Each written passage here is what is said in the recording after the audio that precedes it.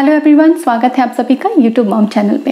Friends, आज हम बात करने वाले हैं कि गर्भ में पल रहे शिशु का दिमाग बहुत अच्छे से विकसित हो, इसके लिए हमें क्या करना चाहिए। बस एक ही ट्रिक बताऊंगी, एक ही चीज़ बताऊंगी जिसको अगर आपने फॉलो कर लिया तो आपका शिशु बहुत ही बुद्धिमान और तीक्ष्ण बुद्धि वाला हो सकता है। और वो ट्रिक भी बहुत ही आसान है, आपको अपनी डाइट में शामिल करना है। तो पूरी बात समझने के लिए वीडियो को एंड तक ज़रूर देखें। और अगर आप यूट्यूब मॉम को पहली बार देख रहे हैं तो चैनल को सब्सक्राइब कर दें, नोटिफिकेशन बेल को भी ऑन कर दें ताकि आपको रेगुलर अपडेट मिलते रहें। फ्रेंड्स, ओमेगा 3 जो फैटी एसिड्स होते हैं उनका बहुत ही इम्पॉर्टेंट रोल होता है गर्भ में पल रहे शिशु के दिमागी विकास के लिए और आँखों के विकास के लिए। अगर ओमेगा 3 की डिफिशियंसी रहती है तो जन्म के बाद आपको पता चलता है बच्चे के बिहेवियर से कि उसका दिमागी विकास या आइज़ में कुछ प्रॉब्लम होती है, तब आपको पता चलता है कि डिफिशियंसी रह गई थी। तो क्यों ना हम इस छोटी सी चीज़ को अपनी प्रेगनेंसी की तैयारी कर रहे हैं तभी से, या फिर हम कंसीव कर चुके हैं तो उस समय से भी पर्याप्त मात्रा में न्यूट्रिशन लेके पूरी कर सकते हैं। फ्रेंड्स, ओमेगा 3 का इंपॉर्टेंट रोल है ब्रेन के डेवलपमेंट में और रेटिना, आइज़ में जो रेटिना होती है उसके डेवलपमेंट में। इसके साथ ही गर्भवती माँ को प्री नेटल डिप्रेशन से भी बचाने का काम करता है ओमेगा 3 फैटी एसिड।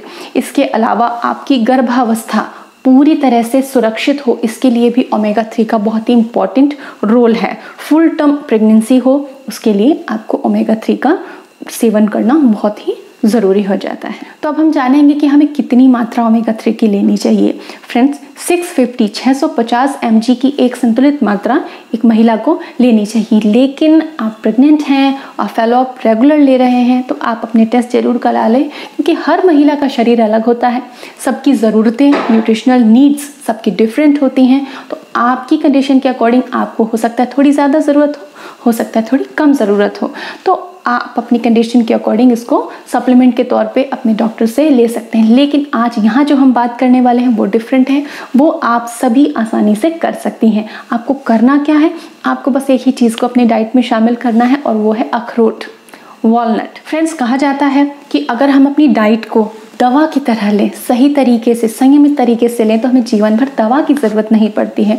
तो फ्रेंड्स, अपनी डाइट में डेली 2 अखरोट आप अगर शामिल कर लेते हैं तो आपको ओमेगा 3 की पर्याप्त मात्रा डेली की मिलने लग जाएगी।